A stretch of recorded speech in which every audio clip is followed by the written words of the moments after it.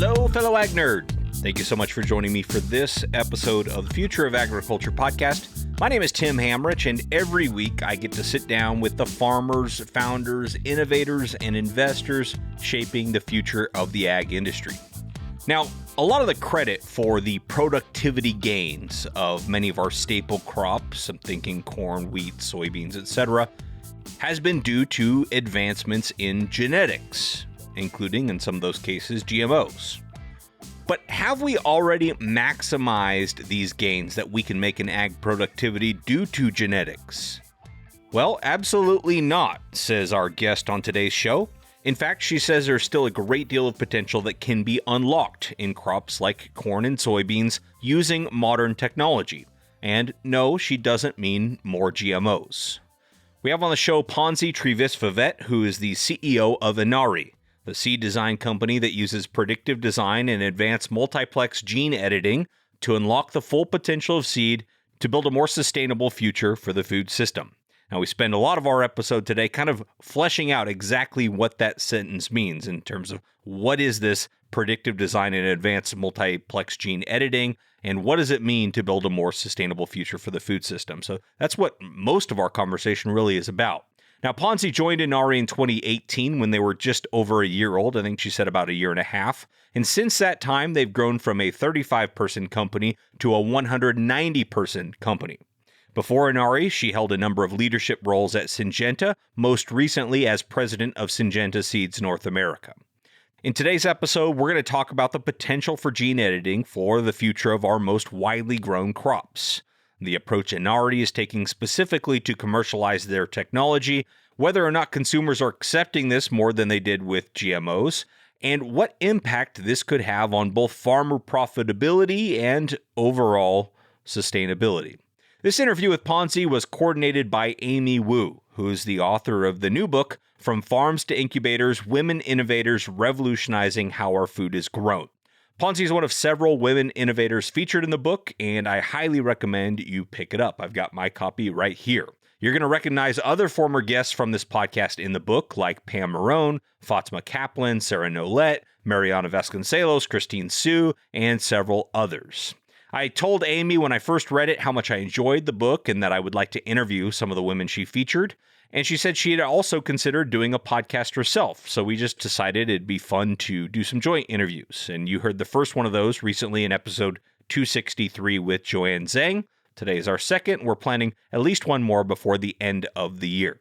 So here's today's featured conversation, co-hosted by Amy and myself with Ponsi Trivisvavet of Inari, who starts our conversation off with an overview of what the company's all about.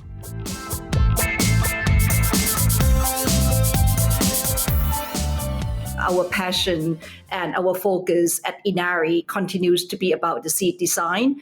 And this is the piece that we deal with genetics. So we still deal with biology, and the time that we're talking about, I try to actually rush as much as I can. We all try to rush as much as we can in order to make sure that the seed express themselves in the best way that could take less land, less water, and less fertilizer. But still, it's the genetics. So we still focus on that.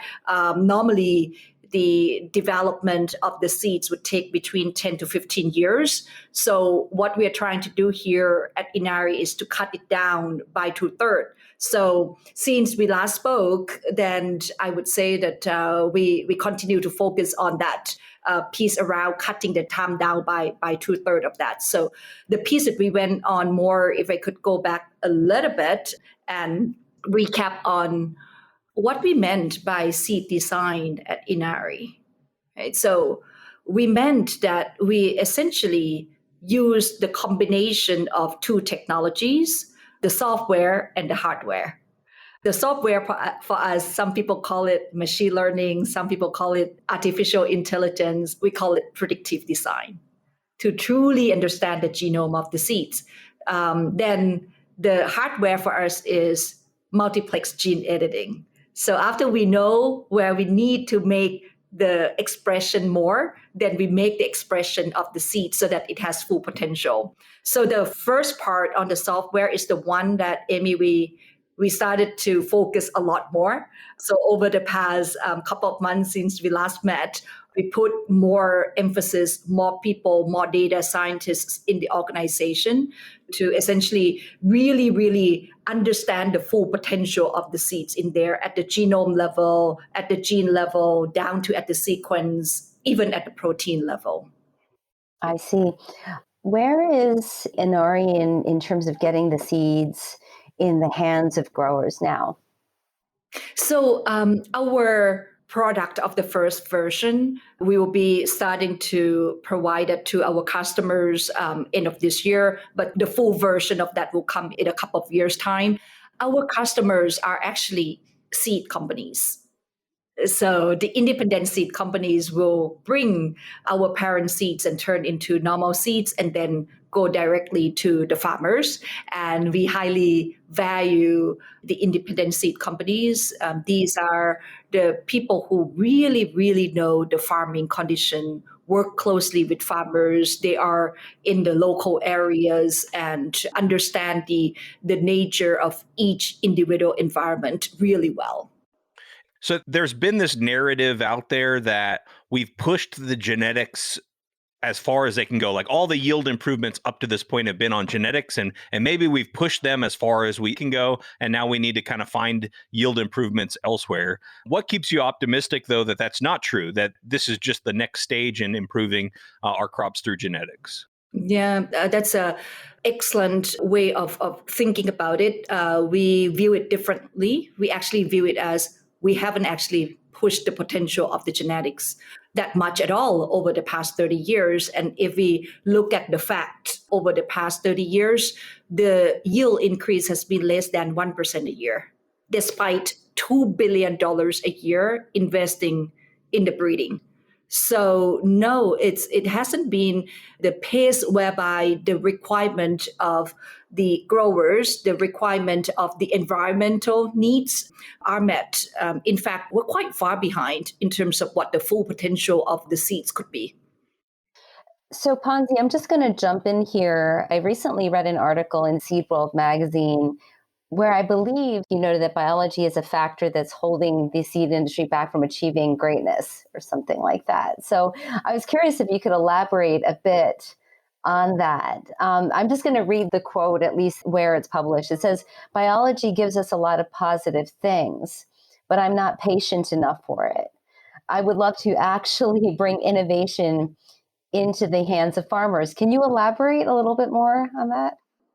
Yes, certainly. So biology is the best thing that we could think of in terms of solving the genetics challenge and get full potential of the seeds, right? So the reality is when we talk about seeds, right, this little unsung hero, even like the corn seeds, the complexity of the genome is more than you and I, more than human.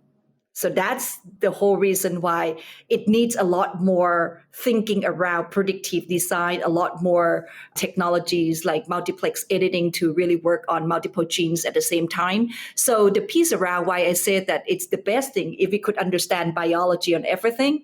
But at the same time, the reason why I said that I still have limited patience around it is in order to develop the seeds, which come back to your first question. To develop the genetics, you have to express it and you have to grow the seeds in the lab, then you grow it in a greenhouse, then you go into the field. So taking 3 to 4 months, every turn that we have to go in, that's the part that I wish that there's a shortcut that we don't have to grow the seeds to take the performance, right? So that's the piece. You've mentioned a couple times about, the potential of seed and trying to realize the full potential of seed. How do you determine what the potential of seed is? And I imagine for you all, you want to strategically target products where we're not realizing anywhere close to its potential. There's a lot of potential there for you to try to capture. How do you look at that? If I say this seed has potential, what am I talking about that's giving me such certainty that a seed has more potential than it's displaying? The potential for us, we're going back to, again, the definition of the food system. So first potential is the productivity, in other words, yield. Second one is the environment, so the potential to take less resources in terms of water and the potential in terms of taking less chemical nitrogen fertilizer. So we pretty much, when we say potential for Inari, we focus on those things. Right? Yield, water, and chemical fertilizer reduction. So that's essentially what we're focusing on. And then your question is, how do you know that there's more potential? And we would say that we know because we haven't seen it over the past 30 years, right? So going back to that, and we know that over the past 30 years, you look at it, what kind of technologies that we have been using, right? One, we use traditional breeding, which takes time, 7 to 10 years, and a lot of things you have to go test out in the field. Second option is GM, right? So GM is dealing with foreign gene, only one gene at a time. So we know that plants are complex. We know seed is very complex. So how do you get the full potential out more than just touching just one gene? So that's what we believe, and it has been a lot of studies that you have to deal with several genes at the same time to actually really unlock that full potential of the seeds. And then, so is that where the multiplex gene editing comes in? And maybe if you could give us like a 101 description of what multiplex gene editing is versus what we may be more familiar with, like genetically modified seeds.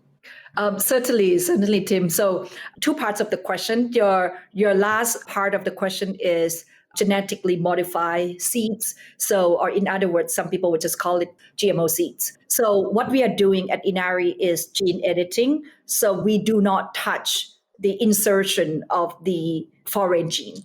So foreign gene could be, for example, like the Bt gene of bacteria, which is the GM right now. So you insert the bacteria gene in order to essentially be tolerant to the insects or tolerant to certain herbicide. So because it's foreign gene, in the case of GMO, you can touch only one gene at a time.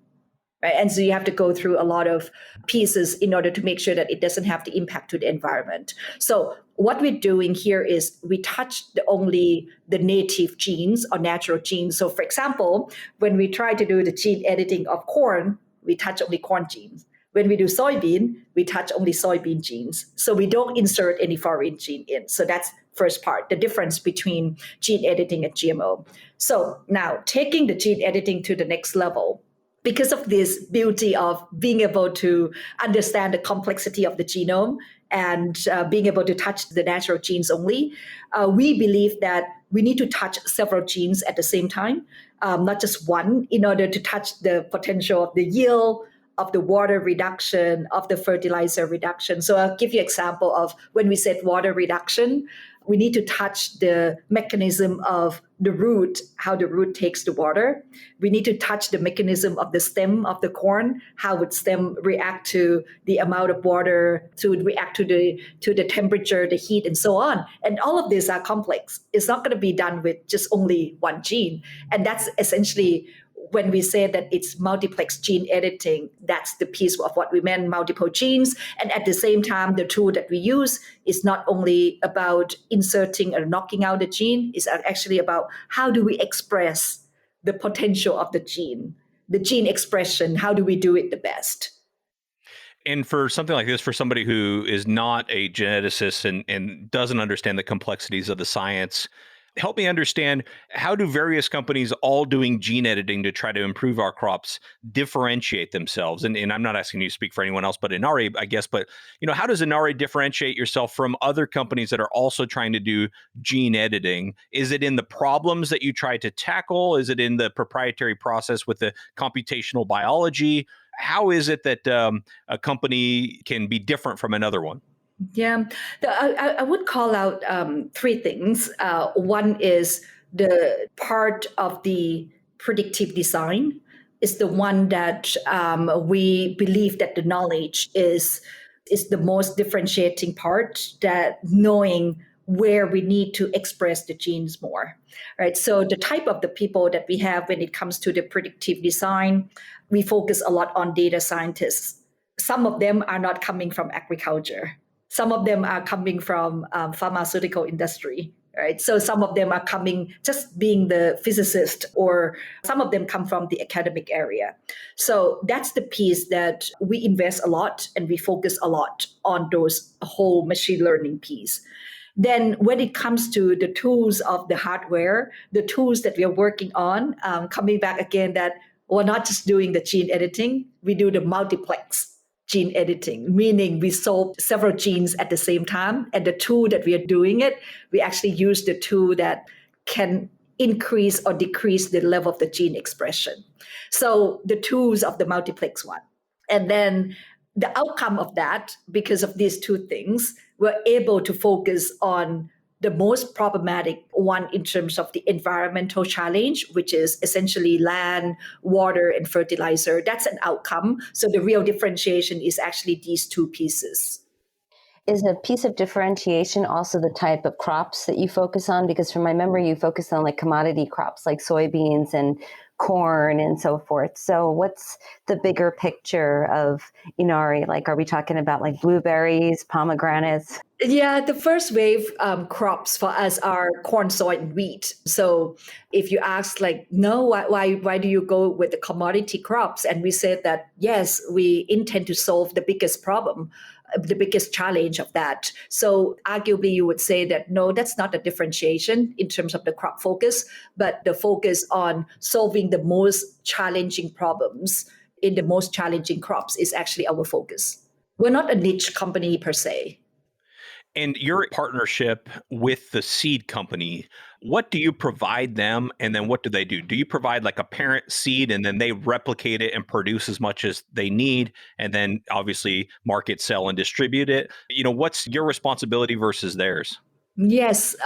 So the independent seed companies certainly would take the parent seeds, and then they will turn it, certain would be bulk up, turn it into the regular seeds, and then do the marketing and sales with the farmers. The knowledge about what the farmers need, the knowledge about how to fit into certain environment of the farmer fields, those are extremely highly valuable. So we learned that from the independent seed company to feed that back for us in order to discover the genes whereby that we need to focus on what are the needs of the farmers. So we hear it from the independent seed company, and then we go back to our way of developing the product. So they also help us to taste the products in the environment where the farmers are. So that helps us as well, that how do we tweak it even further to make sure that it fits into the right environment. So we don't look at them as customers, we look at them as the real partner. Interesting. Well, and this is a total sidebar, but something I've been thinking a lot of is with companies like yours and other digital, artificial intelligence, whatever you want to call them, computational biology, et cetera, it creates a more even playing field in an industry that has been very much consolidated in recent decades, the seed industry. So it sounds like if there's no exclusivity, you definitely can create a more open playing field for various players in the market to compete. That's right, Tim, that it is true. And I see it. It's not just only in seeds, but in almost all the parts of the value chain of agriculture and the ag tech. It's almost true that this whole piece around the AI, machine learning, predictive design, whatever you call it, the computational piece, is actually the component to almost every single company. It comes into the piece whereby the knowledge and the data and the speed actually help get the new innovators to come into play in a lot faster, a lot cheaper. And this is actually great for the industry. An exciting thing I also read about Inari recently was that you have entered the World Economic Forum's Global Innovators community. And I'm wondering if you could talk a little bit about that and how that work directly connects with Inari itself. So we are grateful that we have been invited to join this Global Innovators community there. We were previously the technology pioneer back 2 years ago. We're grateful about these two things because we believe that having the voice of the innovators, having the voice of the technology providers, having the voice of looking at things differently is really, really important in order to actually solve the food system challenge. And the World Economic Forum is one of the best organizations in coming together between private and public partnership together to solve the greatest challenge of all of us. And it's important to Inari that the purpose of us is essentially how do we get diversity out of the seeds to address the nature positive outcome. And we would do it all day long from our side, from the seeds perspective, which is the beginning of the value chain. But what we believe is this problem of the food system is bigger than Inari. Right. So it needs everyone's part to come into play, from the seeds down to the farming, down to harvesting, down to the food companies, down to the food waste management company. How do you actually solve all of those? So for us, being part of the World Economic Forum to connect with other players, as well as linking from the private with public sectors as well, to essentially work together and exchange the knowledge around how do we solve this really, really critical challenge of the food system. Could you elaborate on that a little bit? The problems with the food system as you see them, what comes top of mind in terms of where Inari might fit into solving some of the most important problems that you see with the food system? Yeah. So Tim, I would define the definition of food system as combination of three things. One, we need to make sure that it serves the needs in terms of the productivity to serve, everybody said this, feeding the world. Right. So we know that, yes, we do have the challenge in increasing the productivity, which we want to address on that. The second piece of the food system is how do we do that in a way that we're still protecting our environment? And then the third one, how do we do that to essentially respect the profitability of the farmers and increase the profitability on farm in order to improve the community where the farmers live, which majority of them are in the rural community. And that's how we define the combination of these three things as food system. So the role that we're playing is we believe that the genetic has much more potential to increase the yield there. We believe that the genetic potential has the ability to take less water, take less chemical nitrogen fertilizer. And then when we try to use this kind of technology of the software and the hardware to cut down the time of the development, to bring down the cost, it would have an impact on the profitability on farm for the farmers and the community where the farmers are living in. So that's essentially how we see our role, that it's not just one, but all three elements together to have the sustainability of the food system. I have a few more questions here, but they're related a lot through the filter of gender, I think, at this point. So despite your busy schedule, I see that you're also involved with, for example, being on the advisory group for Women in Food Agriculture Forum. Why? You're already a really busy person. Why? I would do it any day. That the piece goes back to your question and this whole challenge of what we're trying to do, the agriculture. And if you rewind back to perhaps a decade or 2 decades ago, you're pretty much more sort of like the only person in the team, right? As a woman, and in fact, being able to draw in the talents, the young generation to come in, it has been hard. It has been hard. And we all grew up. I don't know whether you faced that situation whereby when you grew up, people would love that. Why don't you go to the medical area? Why don't you become an engineer? Why are you going into agriculture, right? And for me, is something that I owe to the industry, that I would do it any day to actually get more people to come in, whether women or not, but we need more people to come in. And for me, yes, I'm passionate about how do we actually get more women to come in? How do we get the next generation to come into this super fascinated industry? It is really fascinating industry. I did not actually come from the agriculture at the very beginning of my career. And it's coming from the outsider, even though I've been here for 2 decades now for this industry, the first time that you put your foot in one side, it was like, is it going to be interesting? But as soon as you put one foot there, you realize that it's just so attractive, so fascinating, and then you put in your whole body there, and then the more that you touch, the more that you learn, and I just want to give that experience to the rest of people, that there's so many opportunities. It's not only about the innovation from the intellectual part, but it's about the heart that you could put in, because it's just so associating with everything that you do every day. I like that answer. My final question on the similar topic area of gender as filter is women on boards. I'd like your thoughts and perspective on why aren't there more women sitting on the boards of agri-food tech companies? And what do you think is going to change that? We started to see some, but this is the piece that I hope that a couple of years from now, the picture will change. I hope that we will see a lot more women on the board of the AgTech. Why we haven't seen it that much could be because in general, that agriculture, you don't see women that much yet. It just started to come in over the past 5 to 6 years. It may be the time lag here, but with the generation of over the past 5 to 6 years, you see a lot more. And then I hope that we will see it a lot more.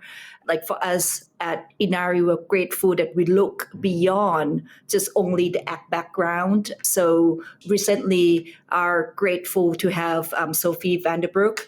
She's actually coming from the perspective of artificial intelligence knowledge. So she's sitting on our board now. I think you're going to see a lot more of those, because ag will not be just the typical ag. You will see that the role of this predictive design, AI, machine learning will come into play more. And there are a lot of women in that industry too. You mentioned diversity a couple of times. I was hoping maybe you could expand on that a little bit. How does Inari bring diversity into the mix, and why is that important? Diversity for us on the seed first, on the technical first. When we talk about the diversity, what we meant there is, how do we create the genetic diversity? How do we actually bring the genetic diversity back? So that's essentially going back to the point whereby we use the predictive design to understand that how do we actually bring back certain genes that got lost in the process of domestication from hundreds of years ago, right? So these particular genes, in fact, it was there. It helped us to consume the water a lot more, but it got lost because of those process of domestication. When we say that, then how do we bring it back? We're not going to bring back just one or two. We actually have to express them a lot more and several genes at the same time. And that's the piece of the hardware of the multiplex gene editing. And that's the notion of us, that how do we bring back not just only the piece that we have seen it over the past 20 years only, bring back those good genes that got taken out unintentionally when the whole process of the breeding happened. That's what we meant by diversity in terms of the genetic diversity. And the other piece that talking about the way that we work here, because of this thinking, what we believe is the diversity of thought. That's how we run it. And out of our 190 people here, we intentionally try to get the people from several industries. So not only from the ag background, but pharmaceutical background, consulting background. Some are actually chemical background to solve the biology problem, right? So that's essentially that what we believe is we're going to need to actually have different kind of thinking to solve the problems. We're not going to solve this problem with the same old way. How do we look at things differently? That is great to hear, because I always get responses from listeners that say, I found your show because I'm really interested in agriculture, but I have no background. And it seems like everybody in the industry grew up in the industry. And so I love to be able to share things like that, where it's like, look, we need expertise outside of agriculture to come into this field. So I'm glad you shared that. Yeah, actually, in fact, I'll share even more that quite a number of people here actually study the cancer research. Yeah, so that's the kind of thing that you look at things differently and then come into here, because the notion of them is, if I could actually apply the thinking of editing in the human, the CRISPR piece, if I could apply it in plant, I'm not going to impact only the patients, which I believe that it may impact 10,000 people, 20,000 people. But if you get this right, it touches everyone who consume the food and the animals that consume the feed. Is actually much larger impact. So when I listen to that, it's quite interesting the way that they think about it. It's very interesting perspective. With the genetic engineering, it seems like consumers are more receptive to gene editing than they were to GMO. Is that true? And do we still have a long way to go in terms of consumer acceptance of gene editing?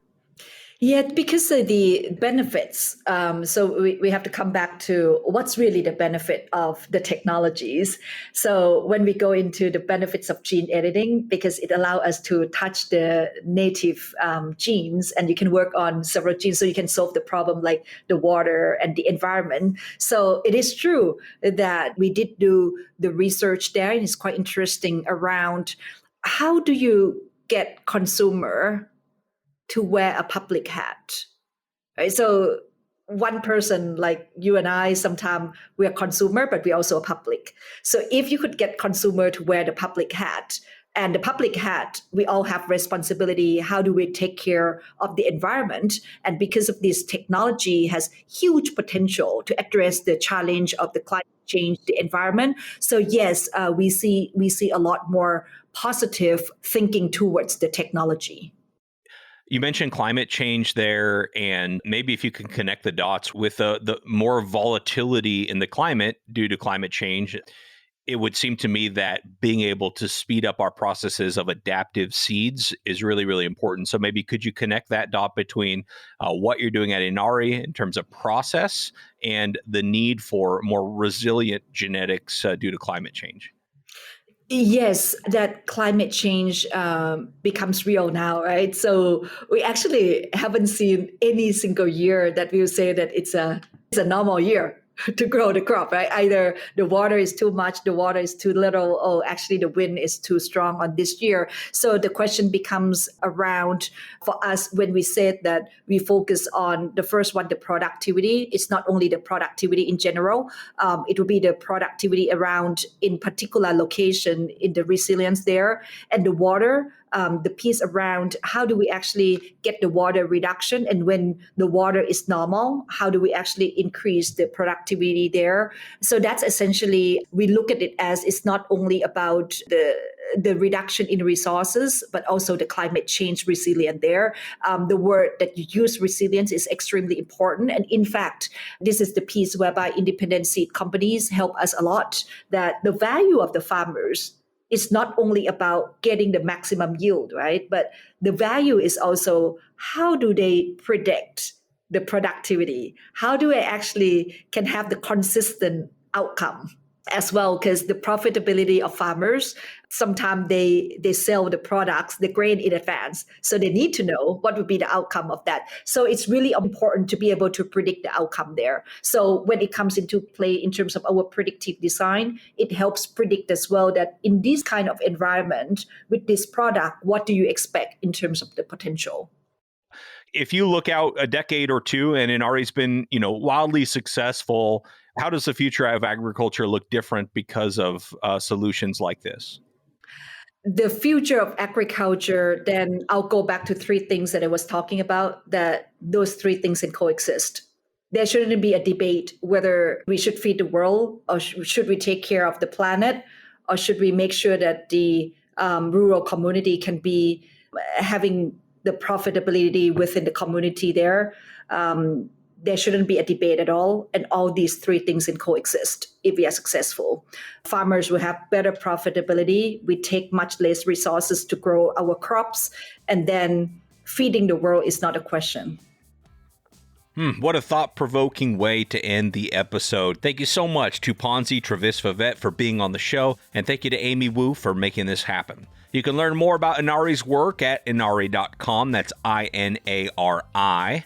And make sure you go buy your copy of Amy's book, From Farms to Incubators. Thanks again to all of you who keep sharing this content with friends on social media and by leaving us ratings and reviews on Apple Podcasts. We had one recently here from M. Gomes of Rancho Murrieta. The title says, "Required listening to understand where the ag tech industry is headed.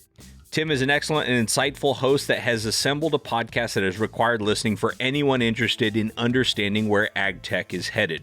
Very thought-leading guests and always brings an insightful perspective for where our industry is going. Thank you so much to M. Gomes of Rancho Murrieta. And if you listen on Apple Podcasts and haven't yet, please just take a minute to leave us a rating and review to let others know the show is worth listening to. Hey, thank you so much for your time and your attention. I never take it for granted. I'll be back next week with another story of ag innovation.